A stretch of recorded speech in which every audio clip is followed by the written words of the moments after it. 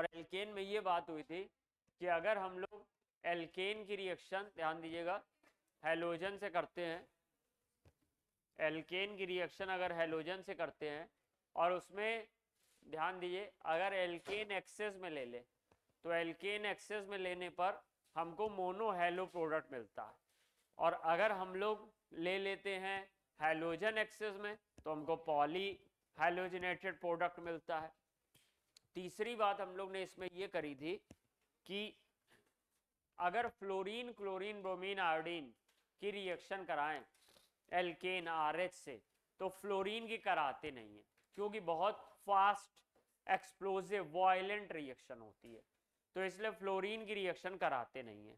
Chlorine की reaction अगर हमें कराना है तो सनलाइट या अल्ट्रा वायलेट रेस की प्रेजेंस में कराना होगा, और ब्रोमीन की रिएक्शन थोड़ी स्लो होती है, इसलिए अल्ट्रा वायलेट रेस के साथ साथ हीट भी करना होगा। और जो आयोडीन होता है वो काफ़ी स्लो होता है, इवन रिवर्सिबल होता है, इस वजह से हमें उसमें अल्ट्रा वायलेट रेज और हीट तो करना ही है, ऑक्सीडाइजिंग एजेंट भी यूज करना होगा, क्या याद है? और इसलिए हम लोग यहाँ पर कहते हैं कि जब रेट ऑफ रिएक्शन कंपेयर करते हैं तो फ्लोरीन की सबसे ज़्यादा होती है, उससे कम क्लोरीन की होती है, उससे कम ब्रोमीन की, और सबसे कम आयोडीन की। क्योंकि अगर तुम एल्केन से हेलो एल्केन पे जा रहे हो तो इस प्रोसेस में तुम्हें ऑक्सीडेशन करना होगा कि रिडक्शन? ऑक्सीडेशन, क्योंकि जब भी कभी नीचे वाले से ऊपर वाले की तरफ जाते हैं, एल्केन से एल्काइन चले गए, एल्कीन से एल्कोहल चले गए, एल्डिहाइड कीटोन से कार्बोक्सिलिक एसिड चले गए, तो ये ऑक्सीडेशन होता है। तो जब आपको एल्केन को ऑक्सीडाइज करना है हेलो एल्केन में, तो जल्दी ऑक्सीडेशन कब होगा? जब स्ट्रॉन्ग ऑक्सीडाइजिंग एजेंट लो या weak oxidising agent? Strong oxidising agent. और फ्लोरीन क्लोरीन ब्रोमीन आयोडीन में सबसे स्ट्रॉन्ग कौन है? फ्लोरीन, तो ऑक्सीडेशन सबसे फास्ट होता है, उससे कम क्लोरीन तो रेट ऑफ रिएक्शन और कम होता है, फिर कम होता है ब्रोमीन, और उससे कम आयोडीन, और इस तरीके से रेट ऑफ रिएक्शन डिक्रीज करती चली जाती है। अब अगर हमारे पास हैलोजन सेम हो, सब में क्लोरीन हो, तो देखा जाता है कि जो 3 डिग्री कार्बन का H होता है वो ज्यादा जल्दी जाता है इन कंपैरिजन टू 2 डिग्री और इन कंपैरिजन टू 1 डिग्री। जैसे कि अब एग्जांपल के लिए हम लोग यहाँ पर ये रिएक्शन लेंगे, हमारे पास ये रिएक्शन है CH3 CH2 CH3। अब ये 3 कार्बन है, अभी तक 2 कार्बन का सीखा था, 1 कार्बन का सीखा था, अब 3 कार्बन है हमारे पास। तो अब ये 3 कार्बन में हम लोग को कैसे करना है रिएक्शन, देखिए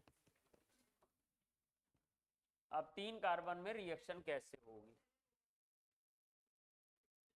अब इस 3 कार्बन में हमने क्लोरीन की रिएक्शन करा दी, और क्लोरीन की रिएक्शन कराने में अल्ट्रा वायलेट रेज ले लिया साथ में। तो अब जैसे ही क्लोरीन अटैक करने आया तो क्लोरीन के पास ये वाला कार्बन था, ये वाला कार्बन था, ये वाला कार्बन कौन से डिग्री का कार्बन है? 1 डिग्री। कार्बन की डिग्री तो निकालना जानते हो ना, क्योंकि ये वाला कार्बन के पास 3 H है और इधर एक कार्बन से जुड़ा है, इसलिए ये 1 डिग्री है। This one is the 1 degree. ये कार्बन कौन सा डिग्री? 2 डिग्री, 2 H जुड़े हुए हैं, 2 C जुड़े हुए हैं, ये कौन सा है? 1 डिग्री। तो अब जब ये क्लोरीन आने लगा तो ये कार्बन कहने लगा हमसे H ले लो, हमसे H ले लो, ये कहने लगा हमसे ले लो, ये भी कहेगा हमसे ले लो, लेकिन यहां से जाए चाहे यहां से जाए एक ही बात है, क्योंकि अगर यहां से H हटा और Cl आया तो ये कहलाएगा 1 क्लोरोप्रोपेन, और अगर यहां से H हटा Cl आया ये भी कहलाएगा 1 क्लोरोप्रोपेन। तो अभी यहां से भी हम लोग हटा सकते हैं और बीच से भी हटा सकते हैं, और ऐसे हमें मैक्सिमम पॉसिबिलिटीज तलाशनी होगी।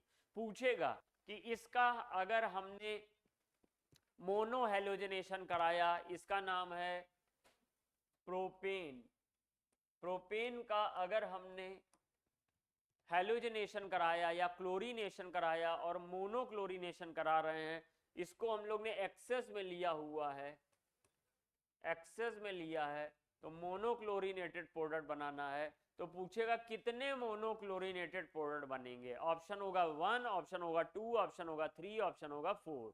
तो अब चलिए देखते हैं, यहां से H हटाओ तो मेरे को ये मिल जाएगा CH3 CH2 CH2 Cl, corner वाले कार्बन पे Cl जुड़ गया। और ये कहेगा कि भाई हमसे भी जो है रिएक्शन कर लो, तो यहाँ पे आएगा CH3 CH Cl CH3 और HCl जैसे बनेगा वैसे बनेगा ही। अब क्वेश्चन ये है कि 1 डिग्री और 2 डिग्री में किसकी स्पीड ज्यादा होगी? 2 डिग्री की। तो अगर ये 1 बनेगा एक बार तो ये 2 बन जाएगा, ये 3 बनेगा तो ये 4 बन जाएगा। और धीरे धीरे क्या होगा, जब हम लोग रिएक्शन रोकेंगे तो उस समय बताओ इसकी संख्या ज्यादा होगी या इसकी संख्या ज्यादा होगी? 2 डिग्री वाले की ज्यादा होगी नंबर और 1 डिग्री वाले की कम होगी। इसलिए हम लोग को जब पूछेगा कौन है मेजर और कौन है माइनर, तो हम लोग बोलेंगे ये है मेजर और ये है माइनर। मेजर मतलब जिसका ज्यादा अमाउंट बना है और माइनर मतलब जिसका कम अमाउंट बना है। और इसके 2 मोनो हैलोजनेटेड प्रोडक्ट बनेंगे। तो प्रोपेन के कितने मोनो हैलोजनेटेड प्रोडक्ट बनेंगे? 2 मोनो हैलोजनेटेड प्रोडक्ट बनेंगे। अब हम यहाँ घूम रहे हैं, जब तुम लोग सेटिस्फाइड हो जाओ तो लिखना शुरू कर देना। अब हम क्या अगला आगे क्वेश्चन बताएं, अभी यही नहीं सोच पा रहे हो कि करना क्या है यहाँ पे।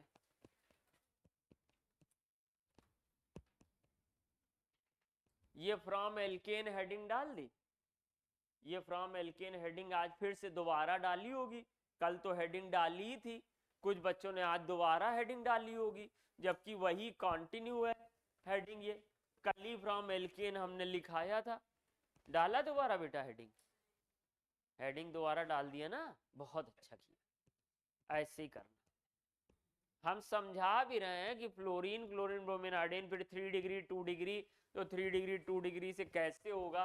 अब ये रिएक्शन लिखो, दोबारा डाल लें फ्रॉम एल्केन, फिर घर जाकर पढ़ेंगे अरे ऊपर भी फ्रॉम एल्केन नीचे वाला, तुरंत सर को व्हाट्सएप करो, सर ऊपर वाला पढ़ना कि नीचे वाला सर पढ़ना।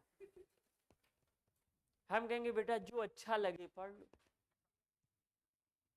सर वो पढ़ने अच्छा तो नीचे वाला लग रहा है, लेकिन कल का टाइम वेस्ट हो जाएगा सर, जो कल आपने पढ़ाया था वो भी पढ़ लेते अगर कहिए तो।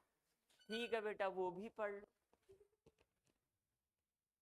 आशीष डाल दी ना हेडिंग, काटना नहीं लेकिन उसको काटोगे तो फिर व्हाट्सएप हमें कैसे करोगे, गुरुजी कौन सा पढ़ना।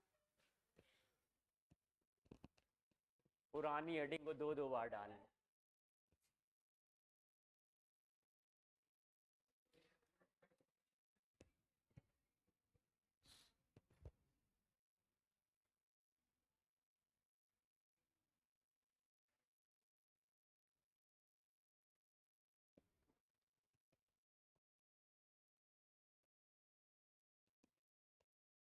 अब यहां पर एक क्वेश्चन आएगा,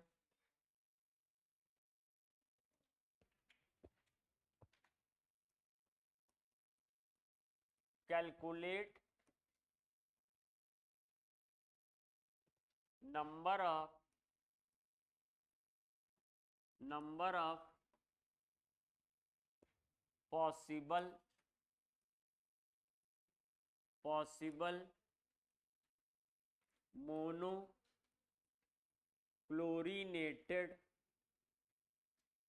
possible monochlorinated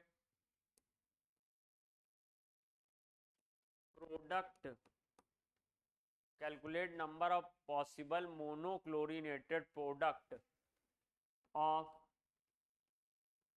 C4H10. Calculate number of possible monochlorinated product of C4H10। और ये C4H10 किस होमोलोगो सीरीज को फॉलो कर रहा? बिल्कुल ठीक, CnH2n+2 को फॉलो कर रहा है। और ये CnH2n+2 किसकी होती है? तो ये एल्केन है। अब एल्केन का मोनोक्लोरीनेटेड बनाना है, इसका सेंस ये हुआ कि एल्केन का एक H हटाओगे उसकी जगह Cl लाओगे।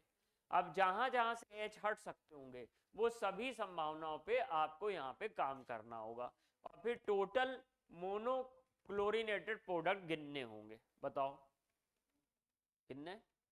3। और कोई, और किसी की संभावना? 2 बनेंगे। और कोई बताओ? 2 बनेंगे, 3 बनेंगे। बना तो नहीं लिया? हाँ, फिर ऐसा ना हो कॉपी में कटिंग करो फिर कहो रही ये क्या हो गया, कटिंग हो गई। रफ पेज एक लेके चला करो अगर क्वेश्चन सॉल्व करने का मन हो तो चलिए 3, 2 बनेंगे। ठीक, चलो अब नेक्स्ट पेज पे देखते हैं। तो नेक्स्ट पेज पे हम लोग ने ऐसे लिखा 1, ऐसे लिखा,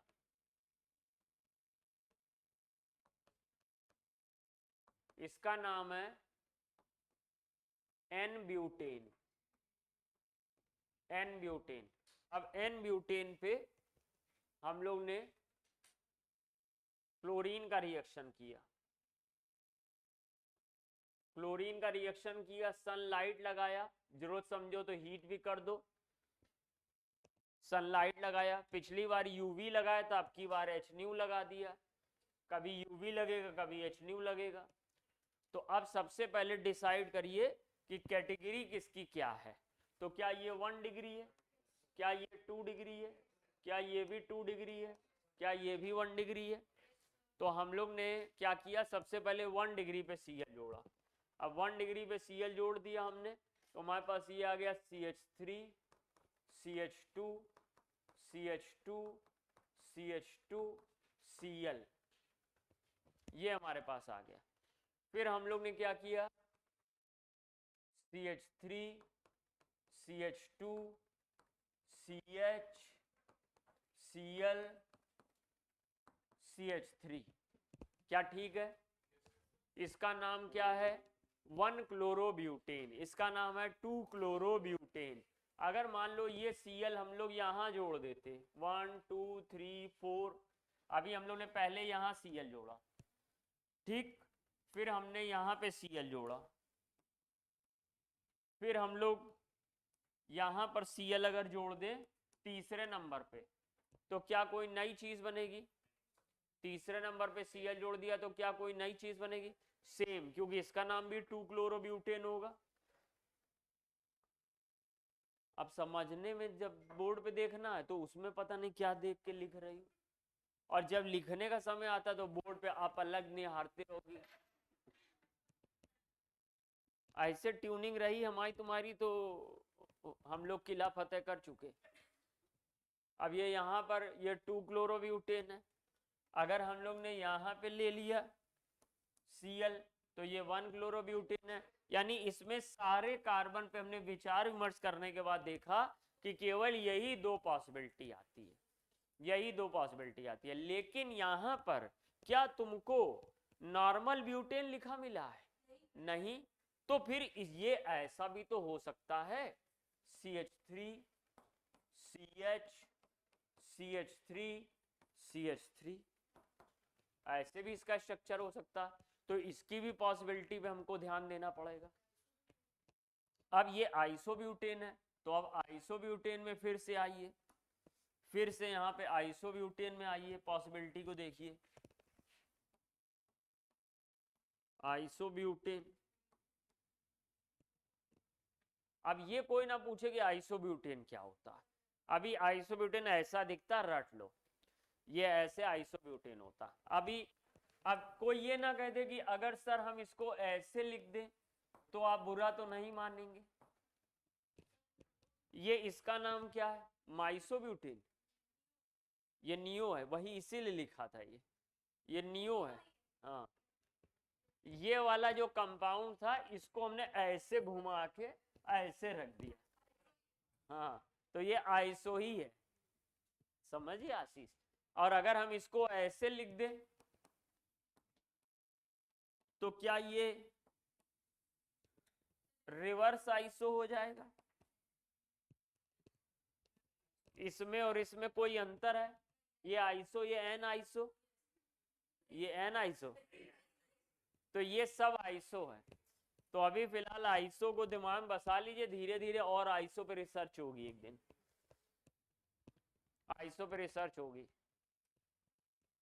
अब ये यहां पर हम लोग ने क्लोरीन भेजी, यहां कितने हमने प्रोडक्ट बनाए थे? 2। अब उसने आपसे ये तो कहा नहीं कि आपको 2 स्ट्रक्चरल प्रोडक्ट चाहिए। प्रोडक्ट में स्टीरियो भी काउंट होगा, ऑप्टिकल भी काउंट होगा। क्या ये वाला कार्बन कायरल है? क्या ये वाला कार्बन कायरल है? एक तरफ CH3, एक तरफ H, एक तरफ Cl, एक तरफ C2H5, तो इसके 2 बनेंगे, D+, L-, इसके 2 बनेंगे। तो इस तरीके से प्रोडक्ट कितने हो जाएंगे? 3। ये है हमारा नॉर्मल कंपाउंड, ये हमारा D+, एक ऐसा L-, 3 मोनोक्लोरिनेटेड हो गए। अब इसमें आइए, अब इसको Cl2 के साथ हम लोग ने अल्ट्रा वायलेट हीट करना, करो तो यहां पर डिग्री देखो, डिग्री क्या है? 1 डिग्री, 1 डिग्री, 1 डिग्री। अब Cl यहां जोड़े, यहां जोड़े, यहां जोड़े, कहां जोड़े? बताओ कहां तुम्हारा मन है? यहां जोड़े, यहां जोड़े, यहां, कहीं भी जोड़ दे, क्या सेम कंपाउंड बनेगा? सेम कंपाउंड बनेगा। और अगर यहां जोड़ेंगे तो अलग कंपाउंड बनेगा। तो हम लोग ने इसमें बना लिया CH3, CH, CH3, CH2Cl, CH3, C, CH3, CH3Cl। अब जरा चेक करो, क्या ये कार्बन कायरल है? यस, कुछ भी बिना सोचे समझे यस। 2 H लगे हैं, सेम ग्रुप लगे हैं, तो कायरल नहीं होगा। क्या ये कार्बन कायरल है? क्यों? कौन सेम, कौन है?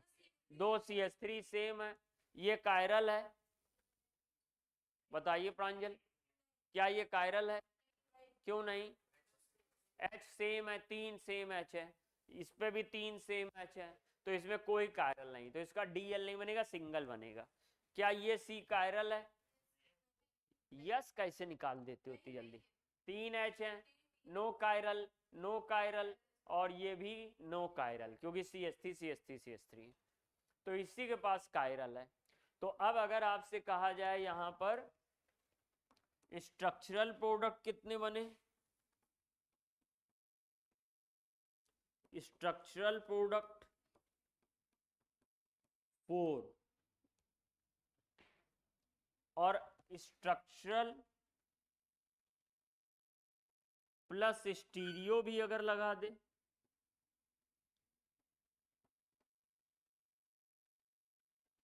उतारो, 5। भूल जाते हो क्या उतारना? स्ट्रक्चरल प्लस स्टीरियो, मतलब यहाँ पढ़ाओ भी हो, ये भी याद रखो कि बच्चा हमारा नोट कर रहा है कि नहीं, नर्सरी का बच्चा है, उसका भी हाथ पकड़ के लिखाना पड़ेगा। इतने बैच पढ़ा डाले आज तक, लेकिन ऐसा बैच नहीं पढ़ाया। इतने छोटे बच्चों को बैच तुमने कभी नहीं पढ़ाया। पहले केवल कंपटीशन पढ़ाते थे, फिर 12th भी पढ़ाने लगे, लेकिन नर्सरी कभी नहीं पढ़ाया।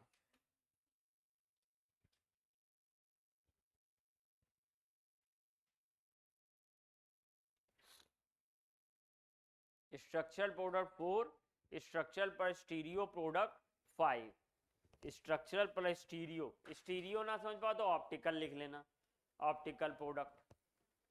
अब अगले पेज पे हम लोग जाएंगे। ये हमने,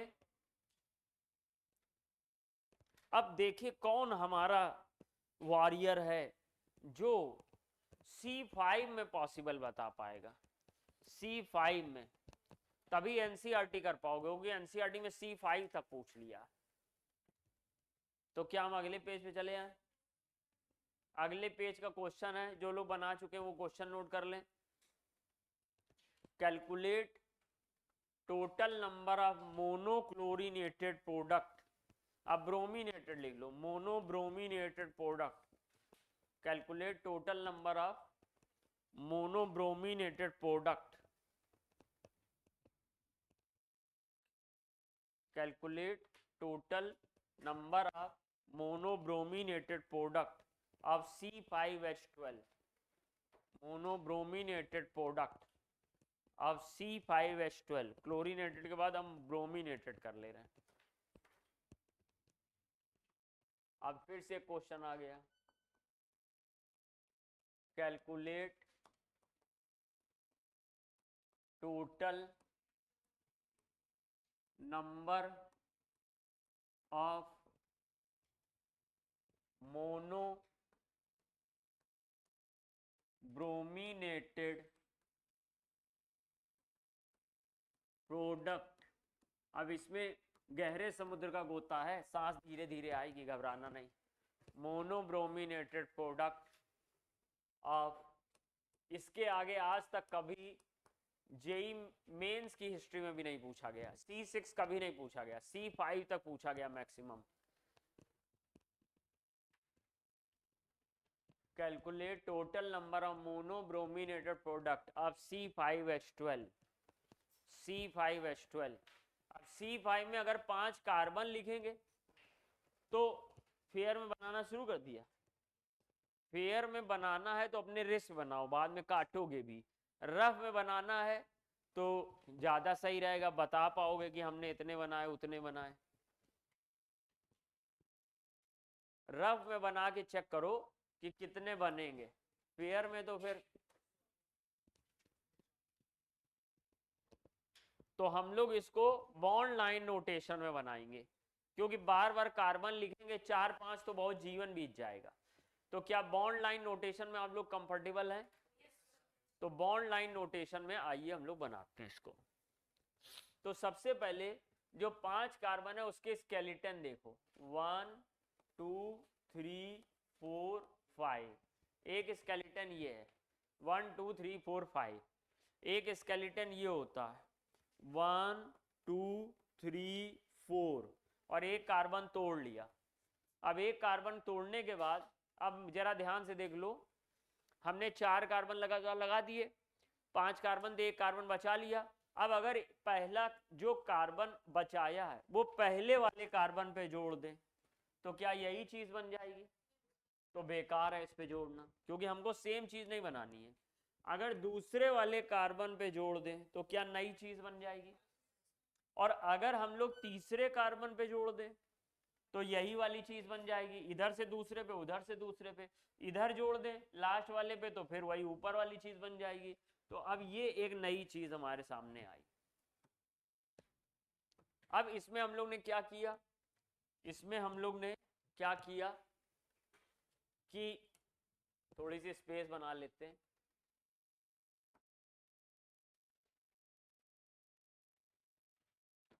अब हम लोग ने 1 2 3 लिए और 2 बचा लिए, 3 लिए और 2 बचा लिए। अब वो दोनों अगर हम यहां पे जोड़ दें, यहां पे, तो यही वाली चीज बन जाएगी। देखो 1 2 दूसरे पे बॉन्ड, 1 2 दूसरे बॉन्ड, 3 4। तो दोनों यहां पे रखने का कोई सेंस नहीं है। दोनों यहां पे रखोगे तो भी यही चीज बन जाएगी, अगर दोनों यहां पे रखो तो नई चीज बन जाएगी, नई चीज बन जाएगी। अब हम लोग क्या करेंगे, इसमें हेलो में लगाना। सबसे कॉर्नर पे हेलो, सेकंड नंबर पे हेलो, थर्ड नंबर पे hello, how do you do, third number पे हेलो। बस 3 ही पॉसिबिलिटी बनेगी। जी सर, एन पेंटेन से, ये एन पेंटेन है।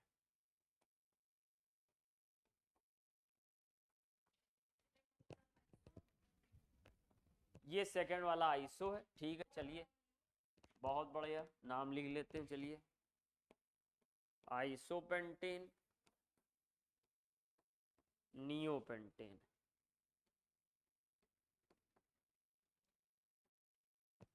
अब ये वाला जो है, इसमें हमारा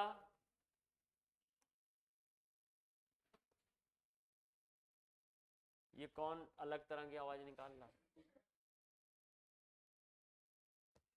क्लास में कोई मजाक ना किया करो, ये बहुत आपसे करबद्ध होके प्रार्थना है हमारी। 4 आ गए आप।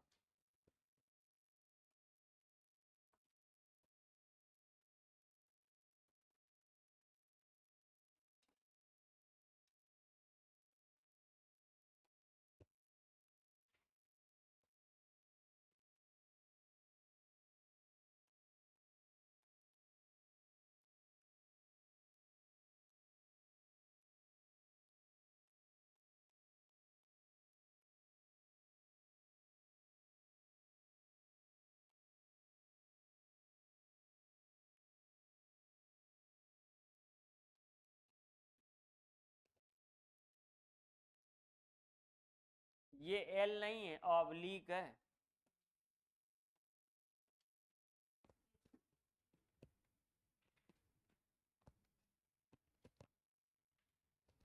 अब चलिए भाई, अब आपकी सहमति से हम इसमें Cl या Br जोड़ने का प्रक्रम करते हैं।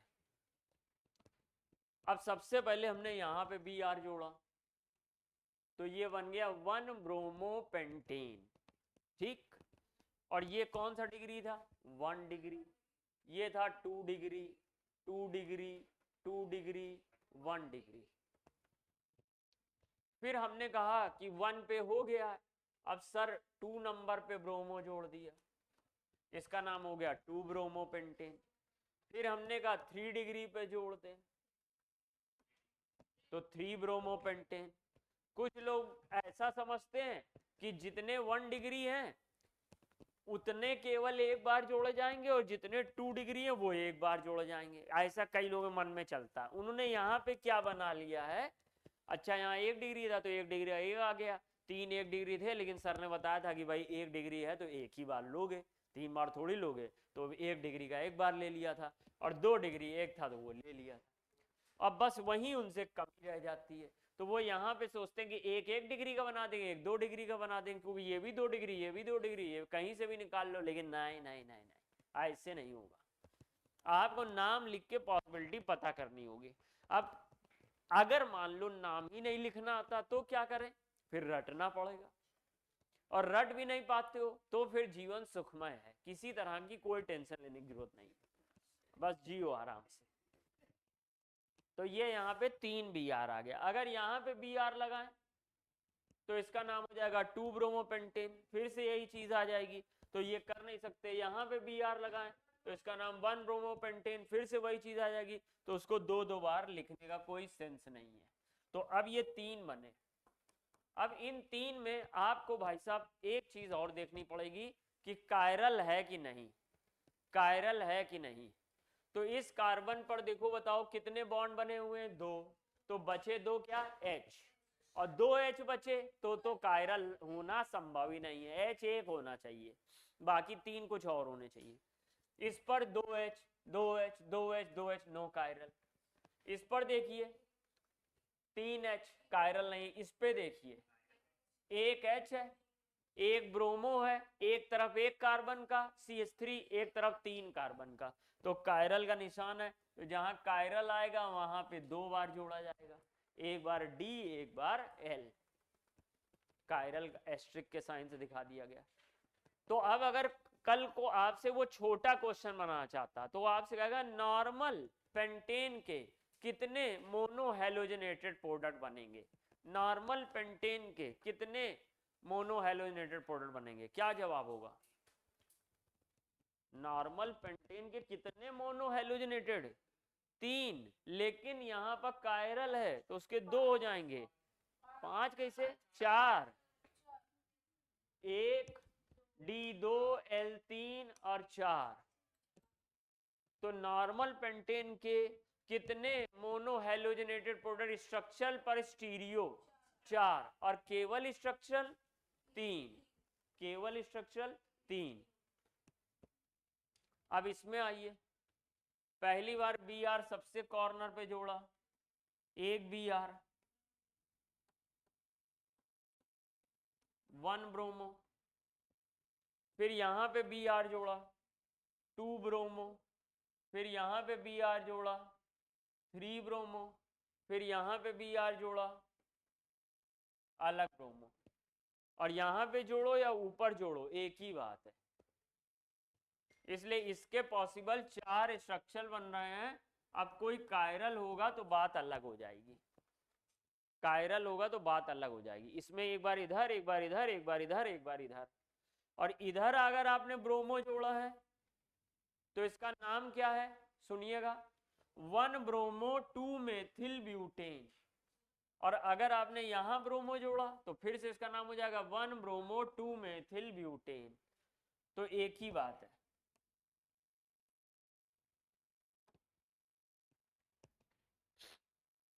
इसमें देखो, यहां पे ब्रोमो जोड़ो, यहां पे जोड़ो, यहां पे जोड़ो, यहां पे जोड़ो, एक ही बात है। और यहां पर बताओ, यहां 4 बने, पहले H है ही नहीं, तो H हट ही नहीं पाएगा, तो ब्रोमो आ ही नहीं पाएगा, क्लोरो आ नहीं पाएगा, तो केवल इसका एक बनेगा। अब जो इसमें सबसे ज्यादा पूछे जाने वाला क्वेश्चन है वो तुम्हारी जबान पे रटा होना चाहिए, और वो ये है कि पेंटेन के किस फॉर्म में केवल 1 मोनो हेलोजनेटेड प्रोडक्ट बनता है। और ऑप्शन होगा नॉर्मल पेंटेन, ऑप्शन होगा आइसोपेंटेन, ऑप्शन होगा नियोपेंटेन, ऑप्शन होगा ऑल ऑफ दीज। तो आंसर क्या होगा? नियोपेंटेन। नियोपेंटेन का केवल एक मोनो हेलोजनेटेड प्रोडक्ट बनता है, मोनो, डाई अपने सिलेबस में नहीं है। नहीं तो फिर एक बी आर यहाँ, एक यहाँ, 2 बी आर यहाँ, फिर 2 यहाँ, अलग अलग टाइप से बनाएंगे। हाँ है, आप ढूंढो, कायरल तो अभी ढूंढा ही कहाँ उसमें, अब कायरल ढूंढिए। इसके पास 2 H है, कायरल नहीं, 2 H कायरल नहीं, 2 CH3 कायरल नहीं, 3 CH3, 3 मतलब H कायरल नहीं, कोई कायरल नहीं। इसको देखिए, 3 H कायरल नहीं, इसको देखिए, CH3 3 carbon, bromo H chiral हो गया, कायरल हो गया।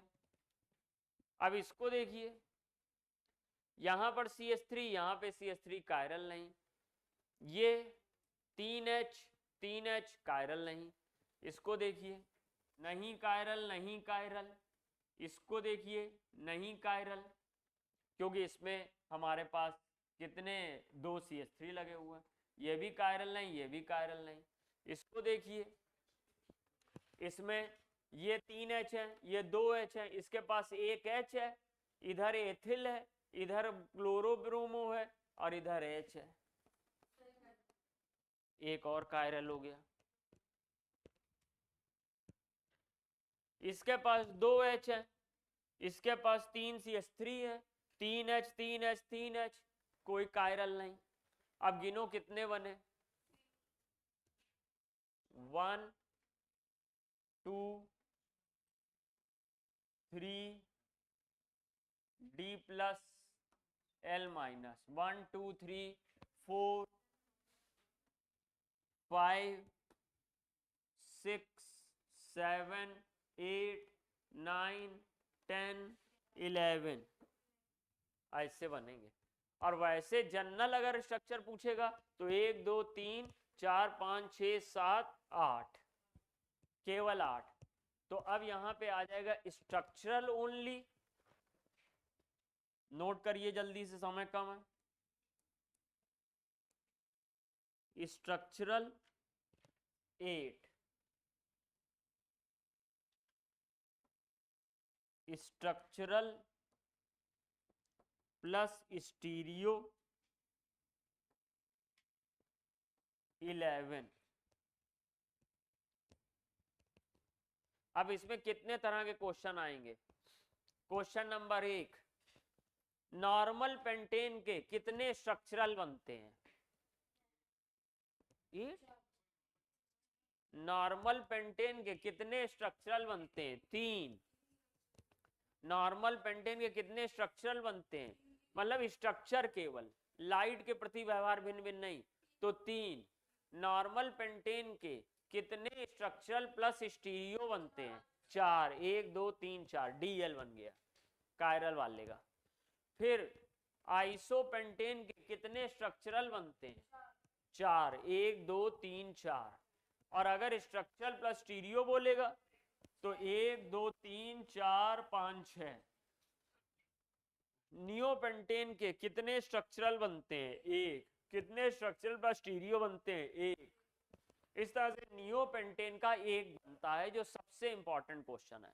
फिर पूछा जाएगा, नॉर्मल पेंटेन नहीं देगा, केवल पेंटेन या C5H12, कहां गया क्वेश्चन? क्वेश्चन ये है, C5H12 के कितने स्ट्रक्चरल बनेंगे?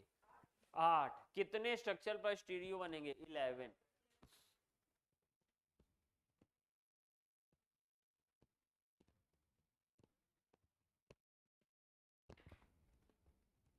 अगले पेज पे चले हैं।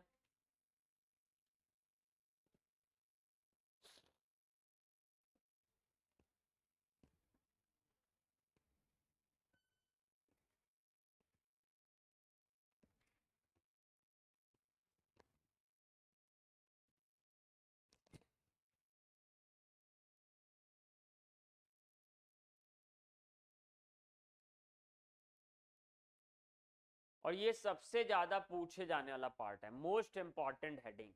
एल्केन की कहो चाहे फिर हेलो एल्केन की कहो, बहुत पूछा जाने वाला पार्ट है, इससे ज्यादा आता नहीं है। तो अगर कम दिमाग पे प्रेशर लेना चाहते हो तो रट लो इसको, जरूरी नहीं कि ऐसे बनाना ही सीखो। ज्यादा C4 पूछेगा, C5 पूछेगा, कितनी देर लग रही है? C4 में अगर पूछेगा तो टोटल स्ट्रक्चर कितने बनते हैं? 4। और अगर स्ट्रक्चर पर स्टीरियो मिलाओगे 5, बस सिंपल सी बात है। और ये जो है, अब ये मत सोचो कि हमें सबका बनाना आ जाए, सर हम C6 का भी बनाना सीख जाए, हम C7 का बनाना सीख जाए। तुम्हारा वो प्रोफेशन नहीं है, तुम्हें रिसर्च में नहीं जाना, तुम्हें डॉक्टर बनना, मेडिकल एंट्रेंस निकाल के, इससे ज्यादा कभी आएगा नहीं। ये तो मैक्सिमम बता दिया आपको, इसमें भी तोड़ तोड़ के आएगा, चाहे ये पूछेगा चाहे ये पूछेगा, टोटल नहीं पूछेगा। तो उसको मालूम बच्चा इतना होशियार नहीं, मतलब बच्चा होशियार तो है लेकिन घबरा जाए कभी कभी, इतना इतना नहीं पूछेगा।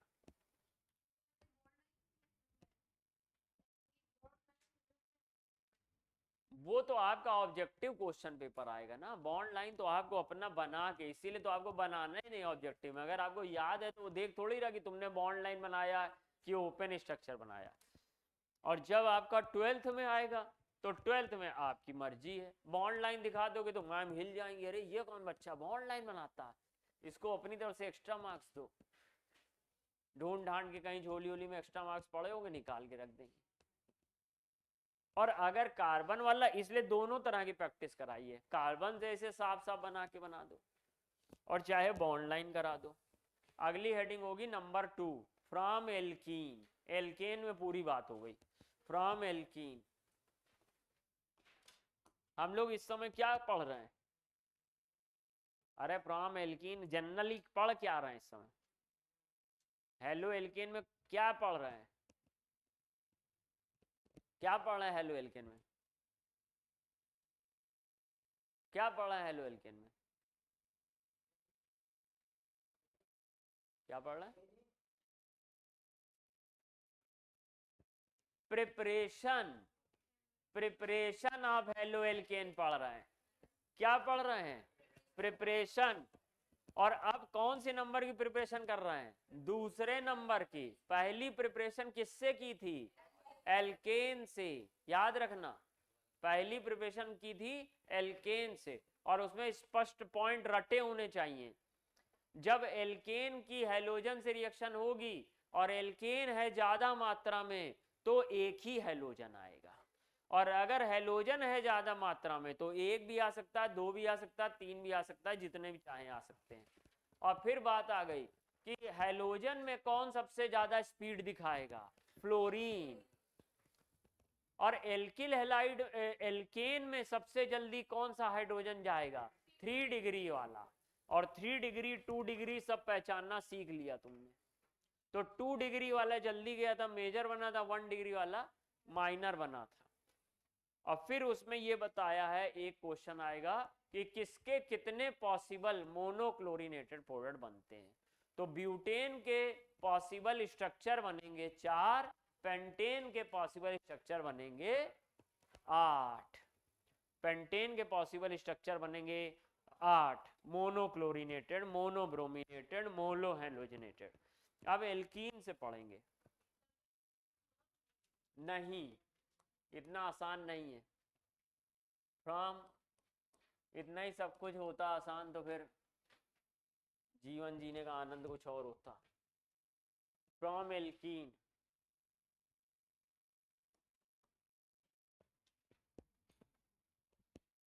From alkene.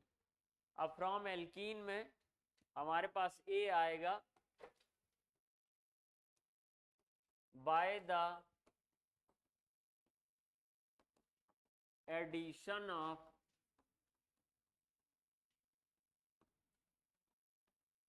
Halogen, by the addition of halogen, by the addition of halogen. A आ गया, Cl2 Br2, by the addition of halogen Cl2 Br2। तो इसमें हम लोग ऐसे रिएक्शन दिखा देंगे, ज्यादा डिटेल में नहीं जाएंगे। CH2 double bond CH2, CH2 double bond CH2 plus Br2, ये हम लोग एल्कीन चैप्टर में पढ़ चुके हैं, प्लस Br2 CCl4 की प्रेजेंस में। और ये कल सब सुना जाएगा, क्योंकि हमको यहाँ बहुत समझाने में आपको इंटरेस्ट नहीं है, हमको रटाने में इंटरेस्ट है। समझाने में तो हम बहुत समझा सकते हैं, क्योंकि हमने बहुत खुद समझा और हमारा पेट खराब हो गया समझते समझते। इसलिए हम नहीं चाहते कि हमारे बच्चे ज़्यादा समझें, हमारे बच्चों को रटना होगा। तो इसलिए कल आप लोग से सिंपली ऐसे क्वेश्चन पूछा जाएगा, प्रिपरेशन ऑफ हेलो एल्केन में पहला मेथड कौन सा है, फ्रॉम एल्केन, फ्रॉम एल्केन पहला मेथड। अब उसमें आपसे पूछा जाएगा एल्केन और हैलोजन में अगर एल्केन एक्सेस हो तो प्रोडक्ट क्या होता है, मोनो हैलोजनेटेड प्रोडक्ट, ऐसे तुरंत बोल देना होगा। अगर हैलोजन एक्सेस हो तो पॉली हैलोजनेटेड प्रोडक्ट। फिर पूछा जाएगा फ्लोरीन, क्लोरीन, ब्रोमीन, आयोडीन में किसकी रिएक्शन सबसे फास्ट होती है, किसकी रिएक्शन एक्सप्लोसिव होती है, किस रिएक्शन को नहीं कराते हैं, फ्लोरीन वाली रिएक्शन को नहीं कराते हैं। किसकी रिएक्शन रिवर्सिबल होती है, किसकी रिएक्शन ऑक्सीडाइजिंग एजेंट की प्रेजेंस में होगी, आयोडीन। ऑक्सीडाइजिंग एजेंट कौन कौन यूज करते हैं, HNO3, HgO, HiO4 भी यूज कर सकते हैं, तो वो ऑक्सीडाइजिंग एजेंट पता होना चाहिए। बताइए 3 degree hydrogen, 2 degree hydrogen, 1 degree hydrogen में सबसे फास्ट रिएक्शन कौन देता है, 3 डिग्री हाइड्रोजन। सबसे स्लो रिएक्शन 1 डिग्री हाइड्रोजन। अगर हम लोग मीथेन पर एक्सेस क्लोरीन भेजें तो अंतिम प्रोडक्ट क्या होगा, CCl4। अगर मीथेन पे एक्सेस हैलोजन भेजें या क्लोरीन भेजें तो अंतिम प्रोडक्ट क्या होगा, CCl4। ये भी रिएक्शन लिखी हुई है।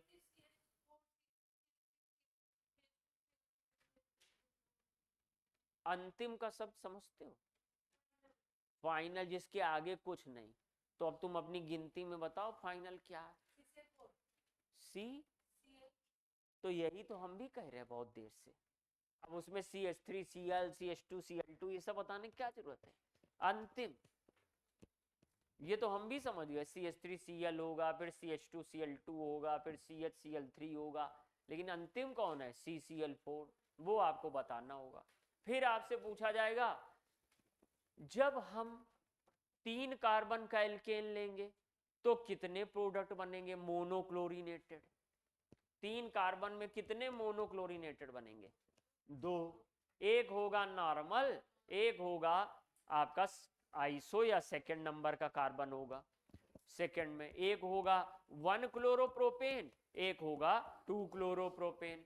4 कार्बन का अगर एल्केन लिया तो कितने मोनो हैलोजिनेटेड प्रोडक्ट बनेंगे? देवाशीष क्या है क्वेश्चन? क्वेश्चन बताइए किसके? C4H10 के। क्या है जवाब? 4। 4 तरह के मोनोक्लोरीनेटेड प्रोडक्ट बनेंगे स्ट्रक्चरल। स्ट्रक्चरल 4 तरह के बनेंगे, और अगर स्ट्रक्चर के साथ स्टीरियो भी देख लिया तो 5 बन जाएंगे, क्योंकि एक में कायरल कार्बन है और एक कायरल कार्बन होगा तो 2 उसके डी और एल बनेंगे। क्या समझ पा रहे हो? और अगर 5 हमारे पास है कार्बन एल्केन में, तो उसके मोनोक्लोरीनेटेड प्रोडक्ट के लिए तुम्हें क्या क्या चीजें याद होनी चाहिए? पहली चीज, अगर नॉर्मल पेंटेन है तो कितने प्रोडक्ट? 3। अगर आइसोपेंटेन है तो कितने? 4। और अगर नियोपेंटेन है तो 1। टोटल कितने? 8। टोटल कितने? 8। अगर कायरल वाले भी मिला लो तो 11। बस ऐसे याद होना चाहिए। फिर चाहे तुम उसकी चित्रकारी समझो चाहे ना समझो। अब तुम्हें मेरे रास्ते पे जाना है, जो जो अनुभव हमने लिए वो सब अनुभव लेने, तो कुछ समझ के चलो जो हमने तुमसे बताया था हमारे साथ क्या हुआ था। अब यहां पे आ जाओ, CH2 double bond CH2 Br2। ये पहचान होती, तुम लोग जो बीच में हंसने लगते हो ना, ये अब सफल डॉक्टर की पहचान नहीं है, ये सब झोला छाप डॉक्टर है। अरे सफल डॉक्टर चाहे पेट खराब हो, चाहे दांत खराब हो, चाहे पैर खराब हो, नाक खराब हो, सेम। वो पेट खराब होने में मुस्कुराएगा नहीं, अरे पेट खराब, अरे पेट। ये सब अच्छे डॉक्टर्स की पहचान थोड़ी है। पता लगा पेशेंट आ रहा, अरे डॉक्टर साहब पेट में दर्द हो रहा है, अरे दूर से दूर से। डॉक्टर साहब उसको दूर भगा रहे, हंस रहे उसको नफरत भरी निगाहों से देख रहे हैं। क्या देश में कैसे होगा। चलिए खैर, अब ये Br2 आता है, तो ये Br2 आने पे यहां पर एडिशन रिएक्शन हो जाएगी।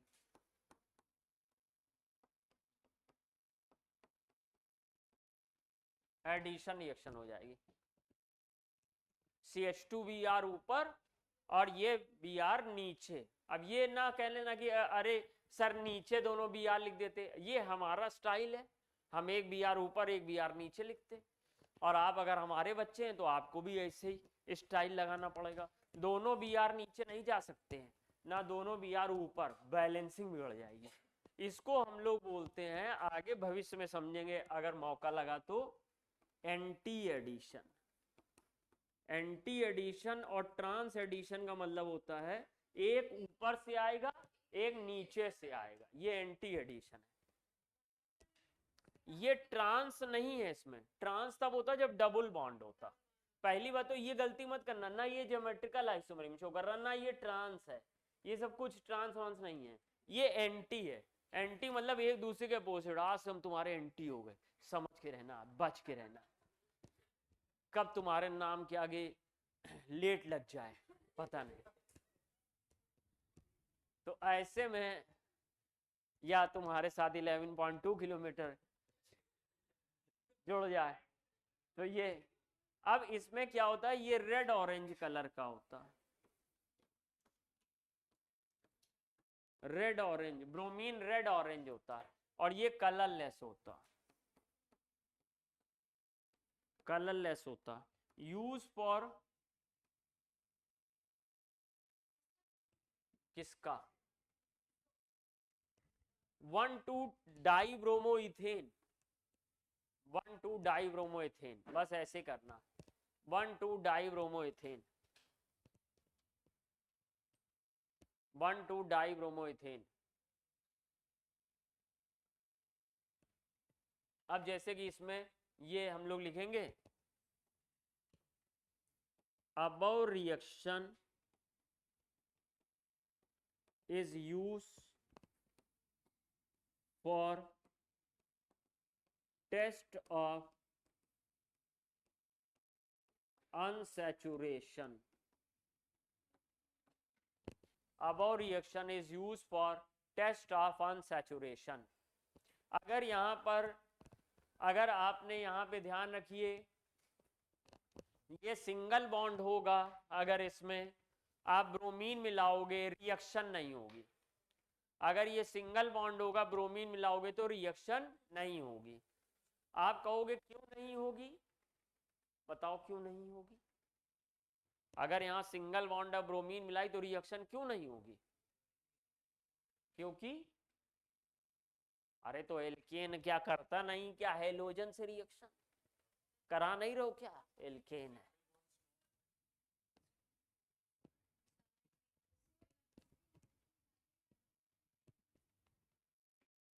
फिर से बोलो, फिर से बोलो। तो यहाँ पे क्या किया है, यहाँ ये सब डिस्प्लेस नहीं हुआ क्या? सनलाइट की प्रेजेंस में, वेरी गुड, सनलाइट की प्रेजेंस में। यहाँ सनलाइट नहीं है, यहाँ प्रकाश की व्यवस्था नहीं है, यहाँ गर्मी नहीं है, हीट नहीं है। तो अगर ये एल्केन हुआ तो रूम टेम्परेचर पर ब्रोमीन से रिएक्शन नहीं होगी और ब्रोमीन रेड ऑरेंज बना रहेगा, तो हम समझ जाएंगे कि डबल बॉन्ड नहीं था। और अगर डबल बॉन्ड है तो ब्रोमीन जल्दी से रिएक्शन कर लेगा, क्योंकि डबल बॉन्ड हमेशा टूटने में ही लगा रहता है, पाई बॉन्ड अनस्टेबल होता है, जल्दी से टूट जाएगा, तो ये रूम टेम्परेचर पर ही रिएक्शन हो जाएगी। इसलिए ब्रोमीन की रिएक्शन अगर एल्केन में कराई तो कलर रेड ऑरेंज बना रहेगा, और अगर एल्कीन में या एल्काइन में कराई तो कलरलेस हो जाएगा, रेड ऑरेंज कलर ब्रोमीन का उड़ जाएगा, और हम पता लगा लेंगे कि यहाँ पे अनसैचुरेशन था। हमने यहाँ पे प्रेजेंस ऑफ डबल बॉन्ड नहीं कहा, हमने यहाँ पे प्रेजेंस ऑफ अनसैचुरेशन कहा। तो ये ट्रिपल बॉन्ड भी हो सकता था।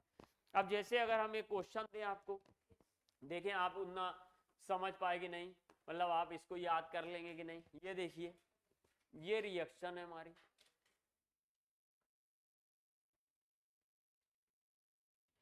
ये रिएक्शन हो रही है, और इसकी रिएक्शन हमने Br2 से करी,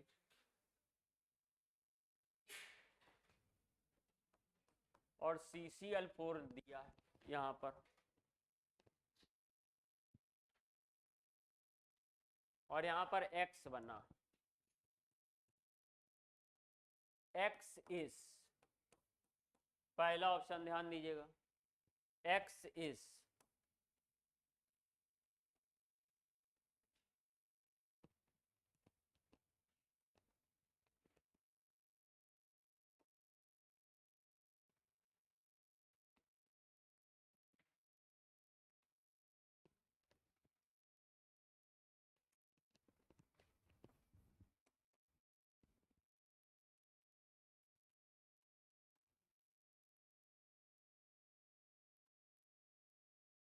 अभी बना रहे हैं ऑप्शन।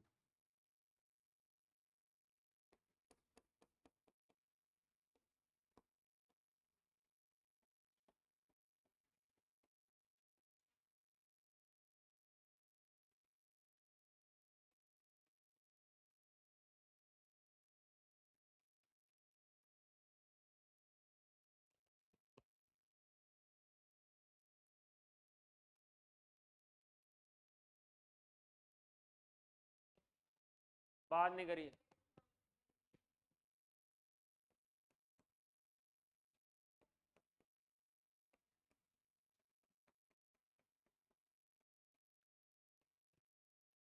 बताओ कौन सा ऑप्शन सही? सेकंड ऑप्शन समझ पाए? क्यों? क्यों?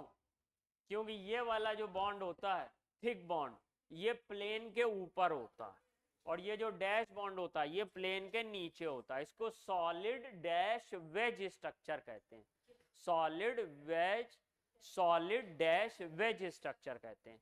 जो सॉलिड लाइन से होता है, ऐसे लाइन से है, ये डार्क लाइन से, ये प्लेन के ऊपर या बाहर है, और अगर ये ऐसे लाइन से तो ये प्लेन के नीचे या पीछे है। तो अगर ये बोर्ड है तो बोर्ड में जो हमारी तरफ है वो इस लाइन से दिखाया जाएगा, और जो बोर्ड के पीछे है ये इस लाइन से दिखाया जाएगा। अब क्योंकि यहाँ एंटी एडिशन हो रहा है तो एक ब्रोमो ऊपर से एक ब्रोमो नीचे से, इसलिए ये स्ट्रक्चर बनेगा। इसमें तो कुछ नहीं पता चल रहा था, लेकिन आपके मन में ये भी तो आएगा कि सर अगर हम इसमें ऐसे की जगह नीचे कर दे तो हमें नुकसान क्या है, तो नुकसान यहां है।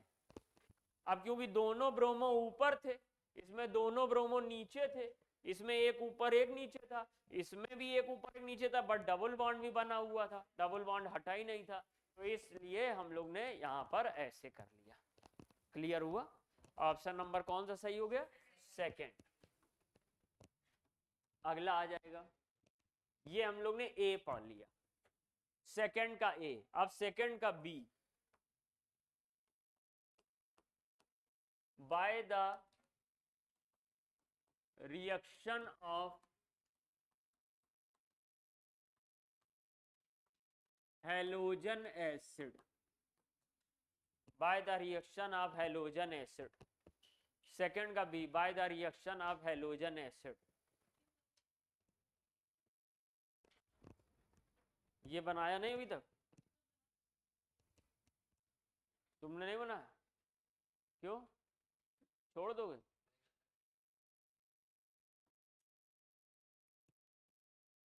हट गया तो बोलो ना कि सर नोट करना, जीवन मरण का प्रश्न है, युद्ध चल रहा है, इसमें ये मत सोचो कि सर डांटेंगे नहीं लिख पाए, कोई बात नहीं, लिखना तो हमको है ही है, क्योंकि यही हमने इसी का पैसा चुकता किया है कंपनी को।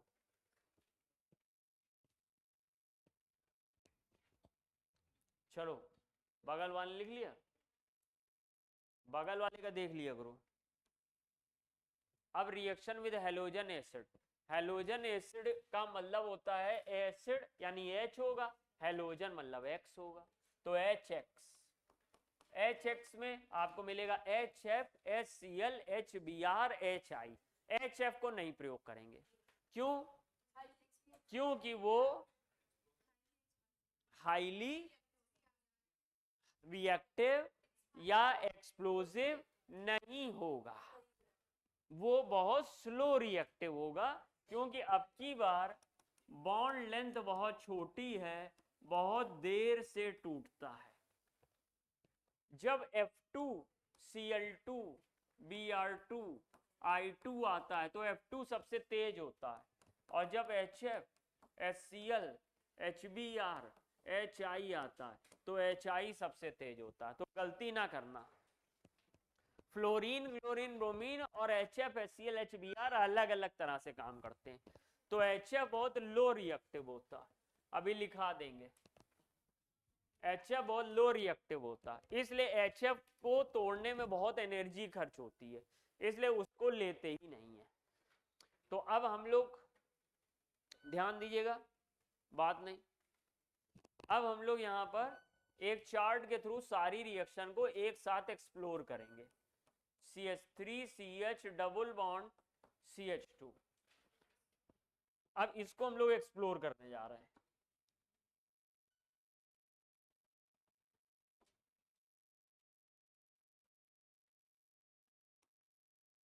सबसे पहले HCl से रिएक्शन होगी, और HCl से रिएक्शन होगी हमारी पोलर सॉल्वेंट एस्टिक एसिड में, फिर HCl की रिएक्शन परऑक्साइड से होगी, फिर HBr की पोलर सॉल्वेंट में होगी, फिर HBr की परऑक्साइड में होगी, फिर HCl HI की होगी परऑक्साइड में, फिर नॉर्मल होगी।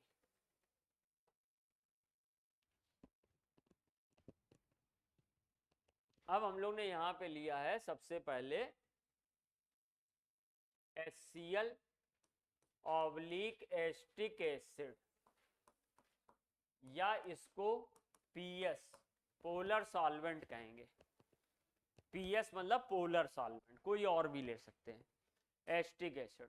फिर हम लोग HCl लेंगे, और फिर यहां पे कोई पर ऑक्साइड ले लेंगे, H2O2 या बेंजोइल पर ऑक्साइड ले लेंगे, फिर HBr लेंगे और एस्टिक एसिड ले लेंगे, फिर HBr लेंगे, पर ऑक्साइड ले लेंगे, फिर HI लेंगे, एस्टिक एसिड ले लेंगे, फिर HI आएंगे, पर ऑक्साइड ले लेंगे, पर ऑक्साइड ले लेंगे, बात नहीं करो।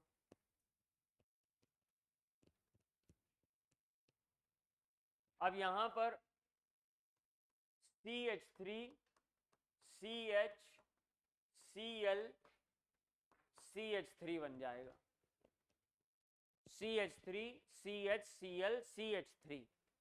क्या होगा इसके अंदर? इसके अंदर ये वाला बॉन्ड ब्रेक होगा, ये वाला बॉन्ड ब्रेक होगा, ध्यान दीजिए, ये वाला बॉन्ड ब्रेक होगा।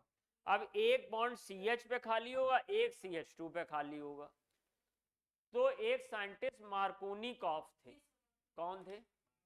मार्कोनिकॉफ। उन्होंने ये बताया कि जब हम लोग इस तरीके के किसी रिएक्टेंट का अटैक कराते हैं, अटैकिंग रीजन का, जिसमें एक माइनस हो एक प्लस हो, जैसे Cl में Cl है माइनस और H है प्लस, तो माइनस डबल बॉन्ड के उस कार्बन पे जुड़ता है जिसमें कम से कम H होते हैं, माइनस डबल बॉन्ड के उस कार्बन पे जुड़ता है जिसमें कम से कम H होते हैं। तो इसके पास एक H है, इसके पास दो H है, तो यहाँ पे जुड़ जाएगा, और यहाँ पे जुड़ जाएगा तो बीच में जुड़ जाएगा, और इस तरह से जो प्रोडक्ट बनता है उसको हम लोग मार्कोनिकॉफ प्रोडक्ट कहते हैं, या ये जो प्रोसेस हो रहा है ये मार्कोनिकॉफ रूल के अकॉर्डिंग हो रहा है।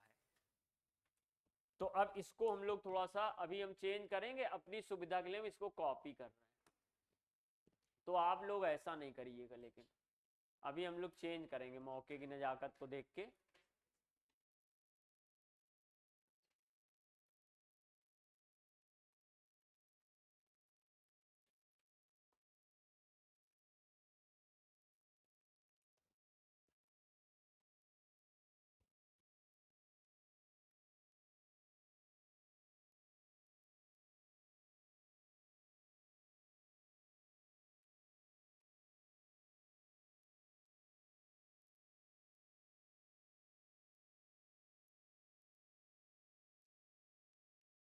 जल्दी जल्दी बना लो, समय खत्म हो रहा।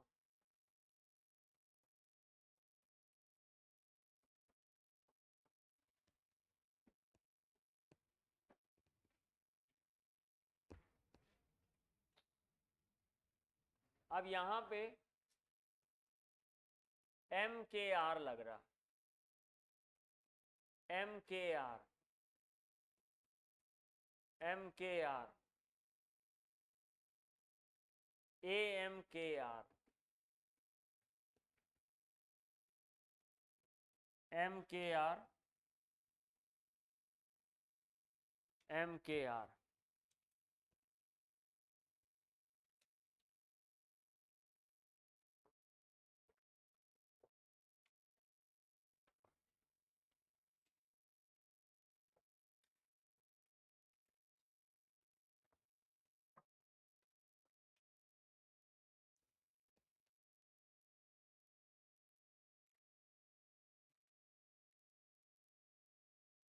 कल कोई एब्सेंट था?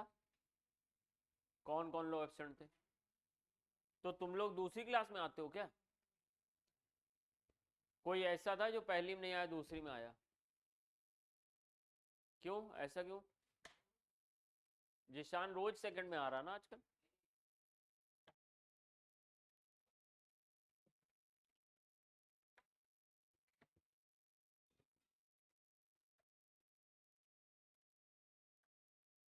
अब घर जाके ढूंढना पड़ेगा जिशान का नंबर, आज बात करेंगे।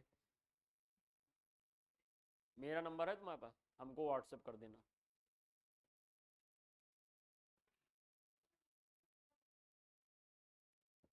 सब MKR लिखा, अभी इसको लिखाएंगे, अभी केवल आप ये नोट कर लीजिए। और ये AMKR है, एंटी मार्कोनिकॉफ रूल, बाकी सब में MKR। नंबर 1, नंबर 2, 3, 4, 5, 6, 7, 8, 9, 10, 11, 12, 13, 14, 15, 16, 17, 18, 19, 20, 21, 22, 23, 24, 25, 26, 27, 28, 29, 30, 31, 32, 33, 33 आए,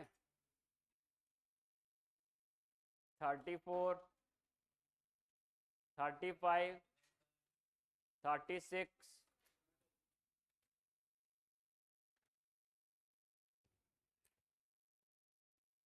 जितना रेड पेन जरा,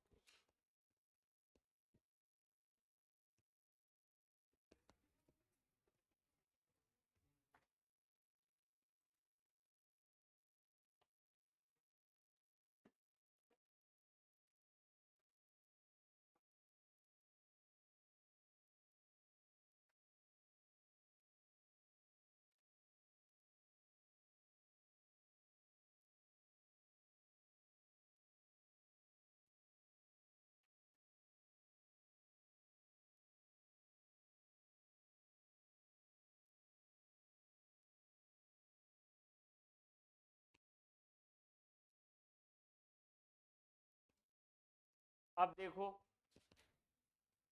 इसमें ध्यान रखना कि जो पर ऑक्साइड इफेक्ट है यानी एंटी मार्कोनिकॉफ रूल वो केवल HBr के साथ लगता है। ध्यान दो, बात नहीं करो। एंटी मार्कोनिकॉफ का मतलब है जो माइनस पार्ट है, हैलाइड है, ब्रोमाइड है, वो उस कार्बन पे डबल बॉन्ड के जुड़ेगा जिस पे ज्यादा H हो, डबल बॉन्ड के कार्बन पे, सबसे ज्यादा H वाले पे नहीं, डबल बॉन्ड के उस कार्बन में जुड़ेगा जिसके पास सबसे ज्यादा H हो। बाकी किसी में पर ऑक्साइड लेने पे कोई प्रभाव नहीं पड़ेगा, केवल HBr में पड़ेगा। तो HCl में आप चाहे एस्टिक एसिड लो चाहे पर ऑक्साइड लो, केवल क्लोराइड उसी कार्बन पे डबल बॉन्ड के जाएगा जिस पे कम H है, आयोडाइड में भी उसी पे जाएगा जिस पे कम H है, केवल ब्रोमाइड में उस पे चला जाएगा जिस पे ज्यादा H है जब पर ऑक्साइड लोगे। इसलिए एंटी मार्कोनिकॉफ रूल को ही पर ऑक्साइड इफेक्ट भी कहते हैं। अब कल हम लोग एनसीईआरटी से क्वेश्चंस करेंगे, कल एनसीईआरटी लाना जरूरी है। हाँ, खरैश इफेक्ट भी कहते हैं। अभी अगले पेज पे हम इसमें लिखेंगे मार्कोनिकॉफ रूल क्या है, उसकी डेफिनेशन क्या है, एंटी मार्कोनिकॉफ रूल क्या है। कल यही हेडिंग कंटिन्यू रहेगी, तो जब हम लिखेंगे कि एल्कीन में तो नहीं, फिर वो क्या डाउट है, जल्दी बताओ डाउट। डी और एल बेटा हमने आपसे बताया था ऑप्टिकल आइसोमेरिज्म पूरी पढ़ाई जाएगी, पूरी आपको पढ़ाई जाएगी लास्ट में जब हेलो एल्केन खत्म होगा। अभी तो हमने जनरल केवल आपको इंफॉर्मेशन देने के कायरल कार्बन हो तो दो फॉर्म होते हैं, एक डी एक एल। डी सुनिए, प्लेन पोलराइज्ड लाइट को राइट साइड टर्न करता है और वो लेफ्ट टर्न करता है, बस